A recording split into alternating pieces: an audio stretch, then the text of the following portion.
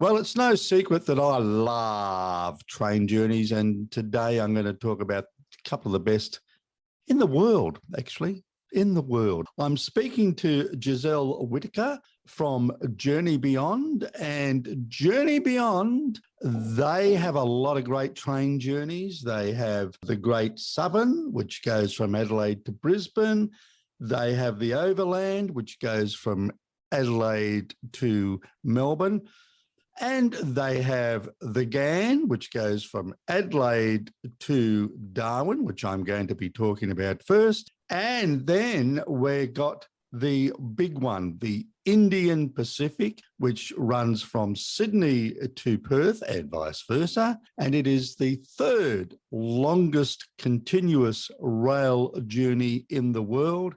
And if you seriously want to get to know the size of Australia, that's the one you've got to take. But first of all, my other favourite one is the Ghan, and it is just a brilliant, brilliant train. It runs 1,420 kilometres, and every section of that journey is fabulous. Now, you don't just sit on these journeys, because once you get going, you find that they have off-train expeditions or outings, and that way you get to know the various regions that you go through. But anyway, Giselle, I'm speaking too much. I've got to speak to you.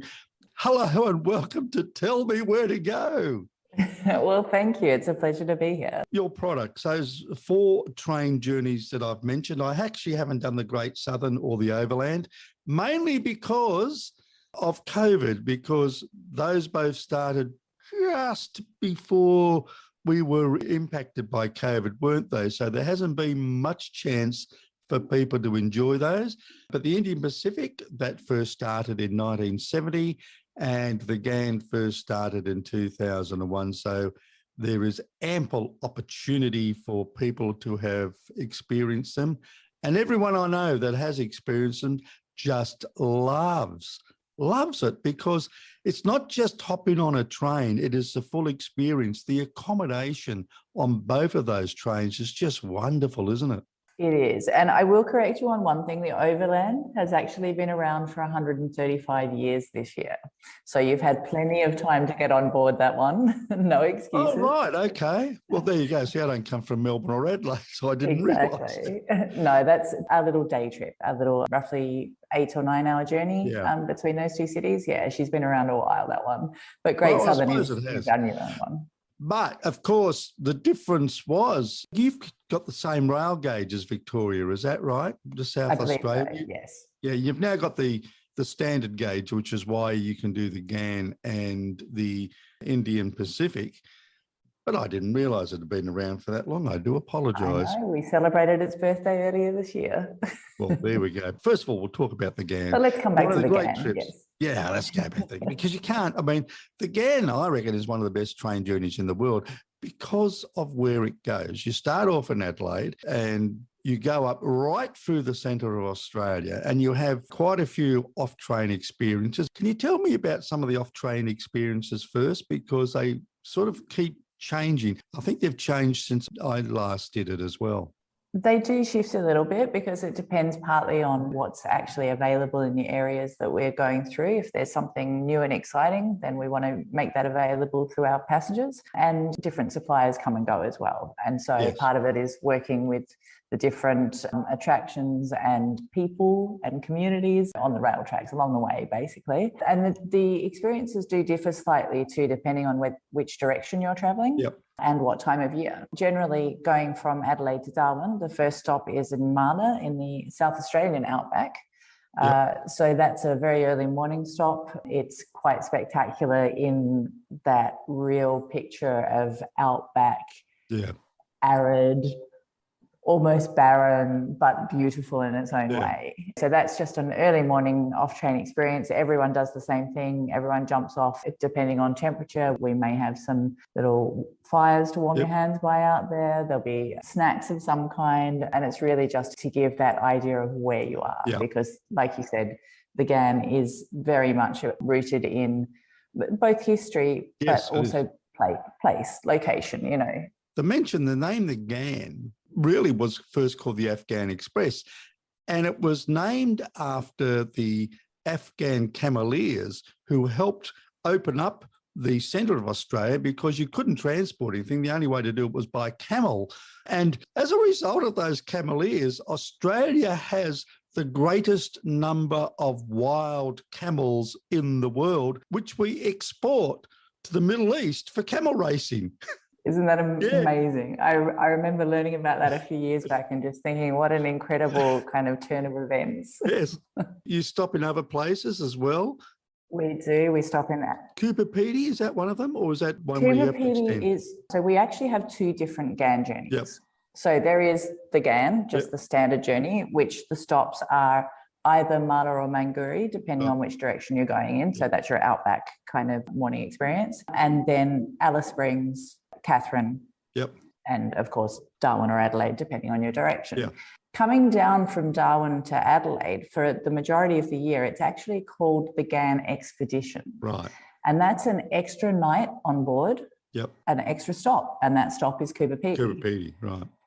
Excellent. Yeah. Well, of course, Cooper Pedy is famous for being an underground town. You've got your hotels and a lot of your facilities are underground there because of the heat. Exactly. And so it's opal mining, so they've dug all these holes. They may as well use them to live in.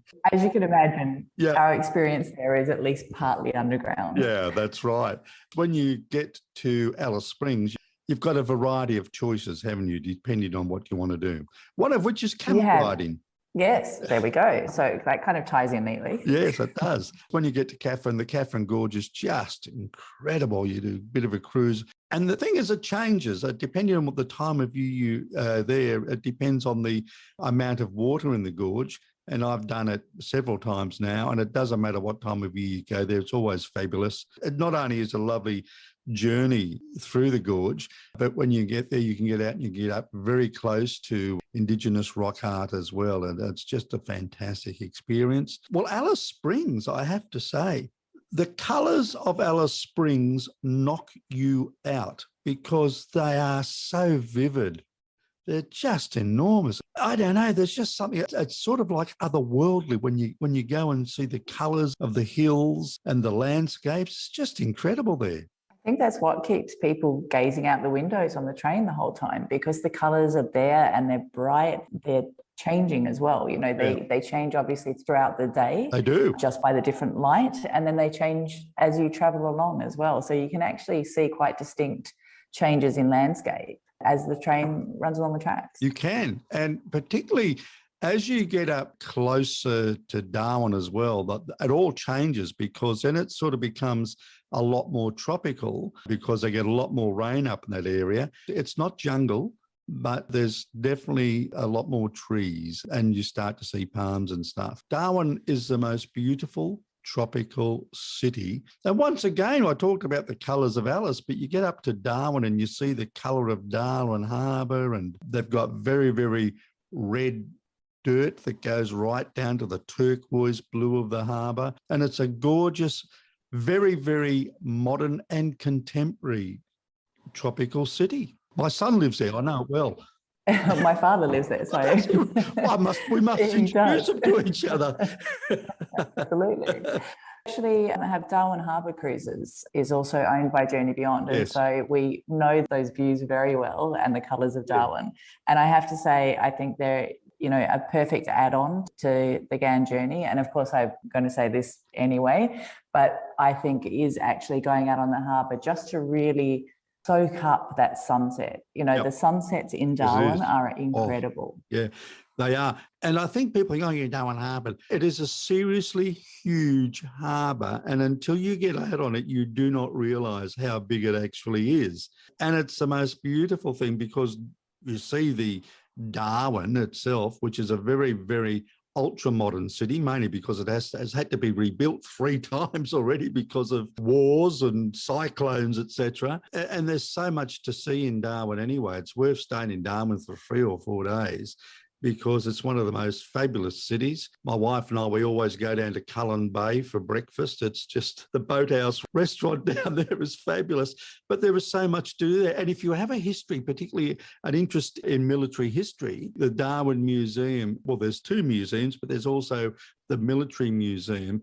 Absolutely wonderful experience as well. So yeah, great to see. It's like having a cruise on wheels in many instances, really, because it is more like being on a cruise liner where there's entertainment, there's a lot of conviviality.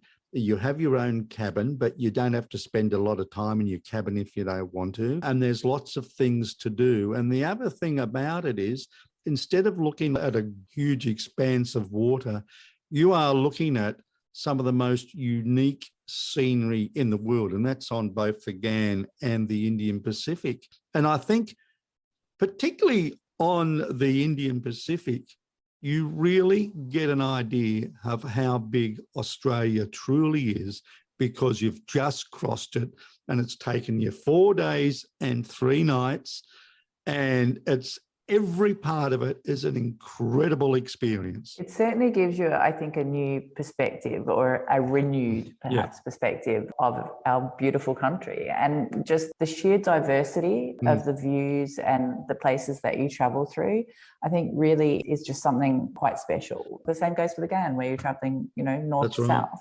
That's right. Is that we have so much in this country. That's right. And we have so much diversity. It's something that we should all get out and explore, no matter how we choose to do it. And it changes by the season as well, depending on when you travel. And I can tell you the best time to travel through Western Australia is round about August, September, when the wildflowers are out, because that is truly stunning as well. I think traveling over that way is pretty stunning any time of year, but I have to agree, the wildflower season is something well worth seeing. Well, we have the greatest wildflower show in the world, and you think, oh yeah, we can see a patch of wildflower. No, you don't. You see kilometre after kilometre after kilometre, hundreds of kilometres of these most extraordinary wildflowers, and the land just comes to life. It bursts into colour. And of course, part of the journey is you pass through the world's largest and healthiest temperate woodland as well. And the golden colour of the trees is just remarkable. People don't realise what they're seeing here. Exactly. I think we should get a few artists on board and see how they can represent those colours, because I think you have to have a pretty good color palette to be able to really to highlight all of the different colors that come out of the country. I think, something that just sprang to mind is that I think what these journeys have done for me, because I joined the company about a year ago, and it's made me fall in love with Australia again. Yeah. And I think that's something that really cuts to your heart. It sort of tugs on your heartstrings and reminds you of where you're from. And that's maybe what is special about these kind of extended rail journeys. You know what? You've got it right, because when you do one of these journeys, and as an Australian, you actually get a tremendous sense of pride in your country, because you are actually seeing it in full for probably the first time. It's okay to fly from Sydney to Perth, but you don't see much. You see specks. But when you actually cross it on the Indian Pacific and also the Ghan, because you're not going where the roads are going in most instances, you see a different version of Australia than if you were just driving it as well. It makes you realise how much more is out there as well. Yeah. That you've explored one part of it, but actually imagine how many little pockets like that there are across this massive landmass. It is. It's just amazing. And if you're doing the Ghan, you can go out to Uluru as well, can't you? Absolutely. We have a whole lot of different packages depending on what people are interested in seeing and doing. I know when we had cruising, you used to be able to cruise to Fremantle and then get on the train and go back to Sydney. I'm sure that when cruising starts again, you'll have some of those packages available as well. Well, what we do have actually coming up next year, which is quite exciting, is a joint initiative with Ponant, which is a French small ship. Very luxurious. Very luxurious luxury expeditions around the Kimberley. And so we've connected a journey of the Ghan with that cruising around the Kimberley in a rail and sail package that is quite extraordinary. Well, I can assure you the Kimberley is my favourite part of Australia. Been lucky to go up there and do it several times. And if you want to see extraordinary landscapes, that is a place in Australia to go, because it is genuinely untouched by humans, because they have the wet season every year, which refreshes everything, washes all the old away. Exactly. Again, we're coming back to that idea that there are so many parts of Australia that we should all be out exploring. Well, Giselle Whiteaker from Journey Beyond, I've really enjoyed our conversation. I hope you have. Of course I have. It was lovely to reconnect with the Ghan and the Indian Pacific. As I say, two of the best train journeys in the world. And if you're an Australian or you're not an Australian and you want to actually get to see what Australia's like, here you go. We've just given you the right suggestions, I believe. I would agree with you there. Giselle Whiteaker, thank you very much for chatting to us on Tell Me Where to Go. Thanks for listening. Don't forget to check back on our website for other stories, specialists, funny travel tales, and anything else you might need to plan and safely enjoy your next trip. We look forward to hearing you back again soon.